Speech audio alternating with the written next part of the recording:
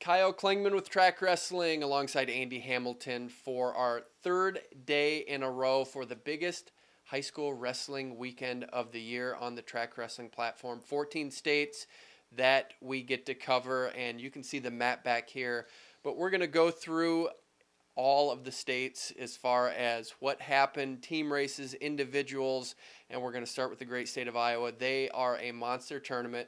They come out in droves, 3 classes, and we'll start with 3A. Waverly Shell Rock really doing a nice job right now. 147 points. Fort Dodge, who we said was going to be the dark horse, they're actually in second right now with 104, and then Southeast Polk, who we thought was going to challenge Waverly Shell Rock, in third place with 97. So the state dual team champion not keeping pace with Waverly Shell Rock at this point. Yeah, and it's a trend throughout all 3 classifications right now that state dual champions looking up at the traditional leaderboard right now and having some ground to make up. Certainly 3A looks like a formality at this point. Waverly Shell Rock, 5 finalists, 4 in the consolations, really started out strong out of the gates on Thursday with a tremendous first round, and that set the tone for the tournament for the Go Hawks. 2A Osage, 72 points. Centerville and Union LaPorte at 58. And West Delaware, as we said, was the 2A champion, and they are not in the team race as of this point. And then 1A, Gilbertville, Don Bosco, and Lisbon had a really heated dual meet championship that came down to the wire, came down to the last match, as we mentioned. Lisbon won that, but right now Don Bosco holding court. They have 143 points to 122.5 for Lisbon. Probably going to be Don Bosco's at this point, but you never know what happens. It's been an interesting year back and forth with those 2 programs, and mentioned it, the duels went Lisbon's way. We had a feeling maybe the traditional tournament might flip, and to this point it has. Some great individuals that we need to talk about here. 2 potential 4-timers. Cale Happel from Lisbon going for his 4th state championship. As we've mentioned, Northern Iowa picked him up. Special talent and a guy that I don't see anything stopping him from getting his number 4. Yeah, and he's looked really impressive thus far. Tech 28-second pin on his way into the finals. He'll be joined in the finals by his future Northern Iowa teammate Adam Allard, who's also going for his 4th. He's wrestled 3 matches in Des Moines, 43-0 at this point, collective score in his favor. What would you feel if you won a match by caution? That happened at the Iowa High School State Championships. You don't see that often. I'd take the victory and move on, which is what Hayden Taylor of Solon's going to do, a battle of state champions in the class 2A 145-pound semis. Hayden Taylor, Jack Thompson of Union LaPorte City. Comes down to the ultimate tiebreaker, and Taylor wins on a caution. We will move over to Illinois. We mentioned there's no team race there, but there are all kinds of great wrestlers coming out of Illinois. 14 kids ranked nationally in the top 20, and we can just dive in right away. You've seen some of what they've been able to accomplish this weekend. Really tough state.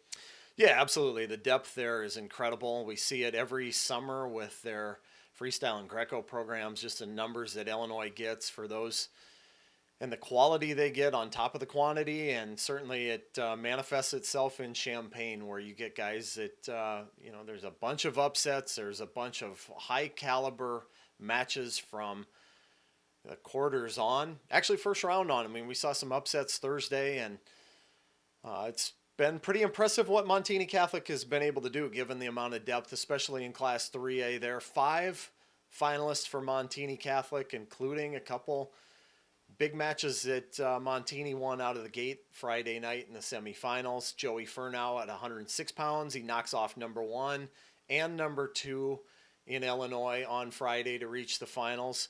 And then Dylan Raguson over Jake Rundell. We've been billing up that match all week.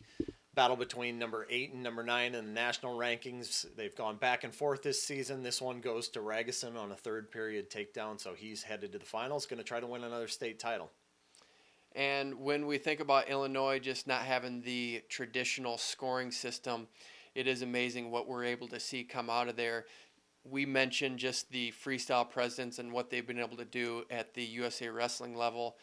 How have you seen that they've been able to do this, just as far as organization and being able to keep pace with the rest of the nation?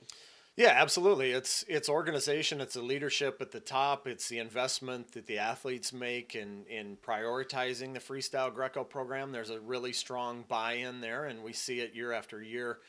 They're in the mix at every age group. Freestyle Greco, they're able to wrestle through a lot of positions and just creates a tidal wave of talent coming through that state year after year. And we see it not just in the upperclassmen, but we've seen it in this tournament with the younger generation, the freshmen in this group. We saw it in the 3A, we saw it in 2A. Vincent Robinson, he's headed to the finals in 3A at 120 pounds, knocks off Nain Vasquez. Then another freshman for Aurora Christian in 2A, Chris Moore, knocks off number one on Thursday night, follows that up on Friday by reaching the 113-pound finals in 2A. Let's go over to Missouri, where Liberty is way out in front with 7 in the finals. And when you have 7 in the finals, that means they're winning a lot of matches. And you can talk about the dominating team performance they're putting on. Yeah, so we talked about Liberty on our show coming out of opening day of the state tournaments, 13-0. Followed that up, as you mentioned, with 7 finalists, 199 points. One of the highlights on the day for Liberty was a performance of Drake Smith at 160 pounds. He knocks off nationally ranked Vinny Zerbin of Christian Brothers College. 2-1, third period reversal and right out to win that one. So big win for Liberty there. National number 1, Rocky Elam, is doing his thing. He's cruising, but there's a really, really good guy that got injured at the Missouri State Championships. You hate to see it, but we hope he's okay. Yeah, Cale Schrader comes into the tournament ranked in the top 10 nationally at 220. Was winning his quarterfinal match 3-1. A situation on the edge of the mat where he scored a takedown in the closing seconds and kind of clutched at his side. Was not able to wrestle in the semifinals. Do you think Teague Travis is tired at this state tournament yet? He hasn't wrestled much. Yeah, he's putting on a show right now. 3 sub-minute pins, Oklahoma State commit, on his way to the finals in Class 1 at 145 pounds. Let's go out to Indiana, where they're just a little bit different. If you lose in the first round of the Indiana State Wrestling Championships, it means you're out of the tournament, and that didn't play out very well in the 182-pound bracket. The top 3 guys in the state were in the same quad. That means one guy's being left home. Yeah, and that guy is McCartney Parkinson. Tough luck. Draws a nationally ranked guy in the first round in number 1 Joseph Walker. Gets it into overtime. It's 1-1 into the tiebreakers. He's riding him. And then Joseph Walker reversed him to his back for a fall. So 1 minute you look like you might maybe pull off a big upset here, and then the next your tournament's over. And doesn't get a whole lot easier for Joseph Walker moving on to the quarterfinals. He draws number 2 Mason Winner. So you're going to get a 1 versus 2 quarterfinal at 182 pounds.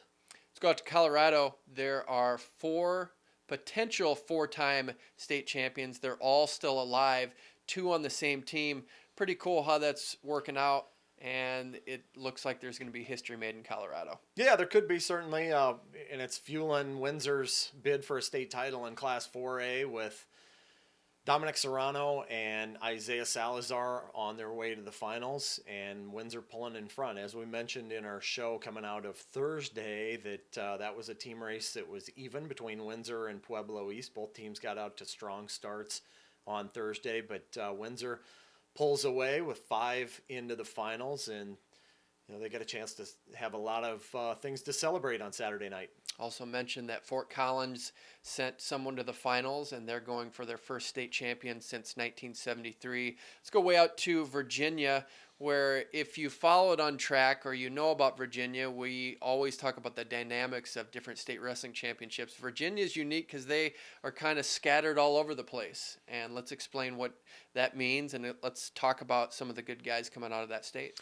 Well, one of the races to watch is in Class 3. It was a year ago that Christiansburg had their 17-year string of titles snapped by New Kent, and it was a story that made regional and national waves on the high school front, and looks like Christiansburg might be on the verge of getting back on top, which, you look at it a year ago and New Kent ends that run with a freshman-laden team, all these freshmen going to the finals, winning titles, and you thought maybe there's going to be a new dynasty. Christiansburg has found a way to take an 18-point lead into Saturday. They're going to have 12 in the top 6 New Kent's going to have 11 in the top 6. So that's one to keep an eye on. Another storyline out in Virginia that's made some waves this week. Brianna Ta, the first girl in Virginia history to qualify for the state tournament. She went 2-2 at 106 pounds in Class 5.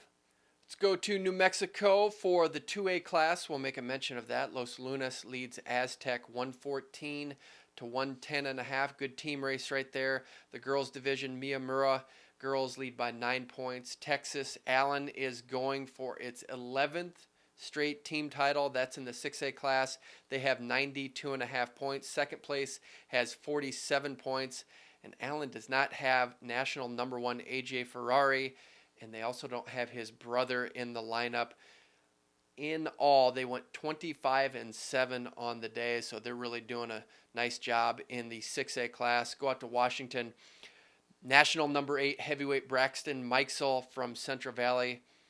Boy, he didn't take much time out there. 22nd fall and a 16-second fall. He's doing a great job out in Washington. And then North Dakota, South Border leads Lisbon 168 to 155. And then Bismarck leads Minot 200 to 108. And we'll talk about the Nebraska class, Millard South. Big lead, and that's led by Isaac Trumbull. You think he's spending much time on the mat? 26-second fall, 31-second fall, 38-second fall. Can anyone last a minute? He is a force of nature in Nebraska. Who's going to spend more time on the mat this week, him or Teague Travis? That's a good question. I think that should be the competition to see who spends less time. And right now, Isaac Trumbull, he's not spending much time on the mat. No. Neither are a couple heavyweights down in Tennessee either. We talk about Tennessee.